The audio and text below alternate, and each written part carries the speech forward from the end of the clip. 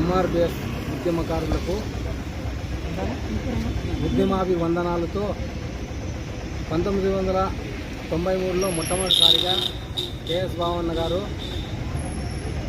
Congress party youth Congress జిల్లా అధ్యక్షునిగా పనిచేసేటప్పుడు నేను జిల్లా కార్యదర్శిగా పనిచేస్తుంటే అప్పుడు పరిచయమైనటువంటి కేఎస్ బాబు గారు అదేవిధంగా దళిత ఉద్యమాలలో పాల్గొను మంచి చురుకైన వ్యక్తులను మన ఉద్యమాల్లో తీసుకోమంటే 94లో ఎంఆర్పిఎస్ వ్యవస్థాపకులు ఒక 15 మంది టీంతో కూడినటువంటి దాంట్లో one of the member KS Babu గారు కూడా ఉద్యమాలకు ఊపిరైనటువంటి మన అనంతపూర్ గడ్డపైన ఆయన జన్మించి ఉద్యమాలను ఏ విధంగా దళితులను ముందుకు తీసుకోవాలని పల్లెన గ్రామాన నియోజకవర్గాల్లో సైకిల్ యాత్రలు చేసి అప్పటి నుంచి మేము వెన్నంటూ కేఎస్ బాబు వెనకామింటినే ఉండి అన్నకు తోడుగా నీడగా ఉండిమి. అదేవిధంగా కదిర్లో రాయలసీమ సదస్సు పెట్టాలని చెప్పి కడప డిస్టిక్ ఇన్ఛార్జిగా పోయినటువంటి కేఎస్ బాబు అన్న గారు ఆ కార్యక్రమంలో భాగంగానే ఆ ఎంఆర్పిఎస్ వర్గీకరణ సాధన కోసమే విభజన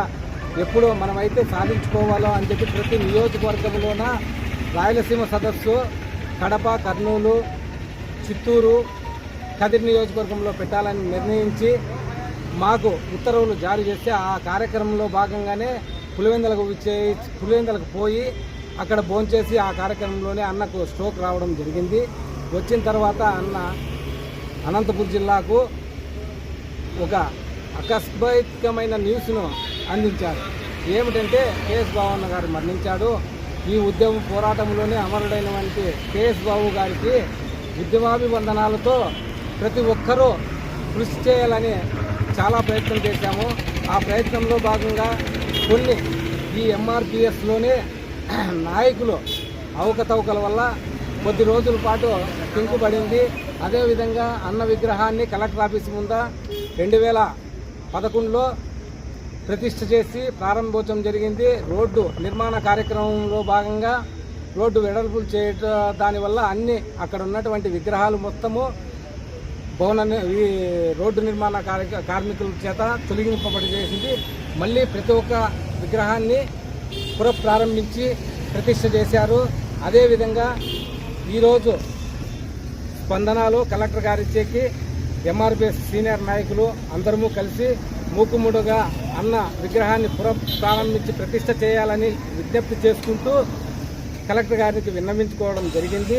ఈ కార్యక్రమంలో భాగంగా మరి ఈ రోజు నుంచి మళ్ళీ ఈ ఉమ్మడి ఆంధ్రప్రదేశ్లో చేసినటువంటి కార్యక్రమాలను గుర్తు చేసుకుంటూ లక్ష్యం లేని జీవితం వ్యర్థం, ఆత్మవిశ్వాసమే అసలైన ఆయుధం అని చెప్పి బలమైన పదజాలంతో బలమైన వాక్యములతోటి తన రాజకీయ రంగేటం చేసినటువంటి కేఎస్ బాబు మాదిగ 1993 నుంచి ఎన్నో దళిత ఉద్యమాల్లో పాల్గొని ఎన్నో రకమైన బీదలకు కానీ దళితులకు కానీ ఎంతోమందికి సాయం చేసిన వ్యక్తి, గొప్ప నాయకుడు కేఎస్ బాబు మాదిగ. అయితే ఆయన చేసిన పోరాట ఫలితంగా అప్పటిలో 2009లో ఆయన 2010లో ఆయన స్వర్గస్థులైన తర్వాత ఆయన సేవలను గుర్తించి అప్పటి కాంగ్రెస్ ప్రభుత్వము 2010లో ఆయన విగ్రహ ప్రతిష్టకు అన్ని రకాలుగా దళిత నాయకుల విజ్ఞప్తి మేరకు కానీ ఆయన శ్రేయోభిలాసుల విజ్ఞప్తి మేరకు కానీ ఆయన విగ్రహం ఏర్పాటు చేసుకున్నటకు కలెక్టర్ ఆఫీస్ ముందు ఏర్పాటు చేసి అప్పటి ప్రభుత్వంలో గల మినిస్టర్లు దామోదర్ రాజనరసింహన్ అయితేనేమి, రఘువీరారెడ్డి గారు అయితేనేమి అందరు మినిస్టర్ల సమక్షంలో ఆ యొక్క విగ్రహ ప్రతిష్ఠ జరిగింది. అయితే ఆ యొక్క రోడ్డు నిర్మాణంలో భాగంగా ఆ విగ్రహాన్ని తొలగించడం జరిగింది. అయితే అదే రోడ్డుకు సంబంధించి మిగతా విగ్రహాలు పునఃప్రతిష్ఠించుకున్నారు. అదేవిధంగా మా నాయకుడైనటువంటి కేఎస్ బాబు మాదిగ విగ్రహాన్ని తిరిగి పునఃప్రతిష్ఠించుకునే అవకాశము మాకు కలెక్టర్ గారు ఇవ్వాలని మేము కోరుకుంటూ దాని విషయమే కలెక్టర్ గారిని గౌరవప్రదంగా కలిశాము. కలెక్టర్ గారు కూడా మాకు చాలా సానుకూలంగా స్పందించారు. త్వరలోనే అధికారులు దాని మీద స్పందించి మాకు విగ్రహం ఏర్పాటు చేసుకునేందుకు అవకాశం ఇవ్వాలని మేము వినయంగా కోరుకుంటూ జోహార్ కేఎస్ బాబు మాదిగ, జోహార్ కేఎస్ బాబు మాదిగ. వర్ధిల్లాలి మరియు పోరాట సమితి, వర్ధిల్లాలి మరియు పోరాట సమితి. జోహార్ కేఎస్ బాబు గారికి, జోహార్ కేఎస్ బాబు గారికి, జోహార్ కేఎస్ బాబు గారికి.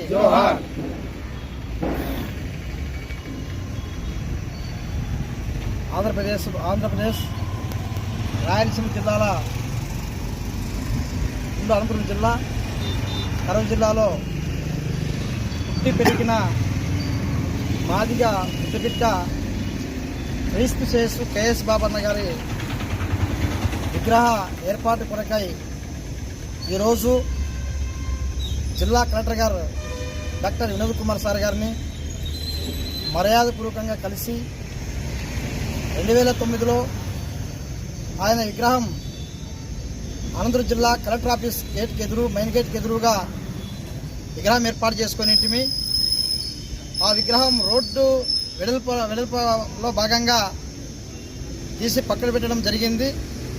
ఆ విగ్రహం మరీ పెట్టడానికి మాకు పర్మిషన్ ఇస్తూ ఆయన మాదిగ జాతి కోసం అణగారిన కులాల కోసం గల్లీ నుంచి ఢిల్లీ వరకు ఎన్నో ఉద్యమాలు చేసి మాదిగ పల్లెలు తిరిగి మాదిగల చైతన్యపరుస్తూ మాదిగల యొక్క కష్ట నష్టాలు చూసి మరి వాళ్ళ యొక్క కష్టాలని ఎప్పటికప్పుడు ముఖ్యమంత్రి గారి దృష్టికి కానీ లేదా జిల్లా కలెక్టర్ గారి దృష్టికి కానీ జిల్లా అధికారుల దృష్టికి తీసుకుని పోయి ఆ సమస్యను పరిష్కరించే విధంగా కృషి చేస్తూ అదేవిధంగా 1994లో ఎస్సీ వర్గీకరణ కోసం పుట్టిన ఉద్యమం, ఆ ఉద్యమంలో భాగంగా ఎంతో కష్టపడి ఆయన ఉద్యమాన్ని ఢిల్లీ స్థాయి జంతర్ మంతర్ దగ్గర వేలాది లక్షల మందితో ఉద్యమాలు చేసి చివరకు పార్లమెంట్లో బిల్లు పెట్టమని చెప్పని అడిగితే, అసెంబ్లీలో బిల్లు పెట్టమని చెప్పని అడిగితే కాలయాపన చేస్తుండగా వెంటనే దానిని సుప్రీంకోర్టుకి పోయి 2006, 2008, 2010,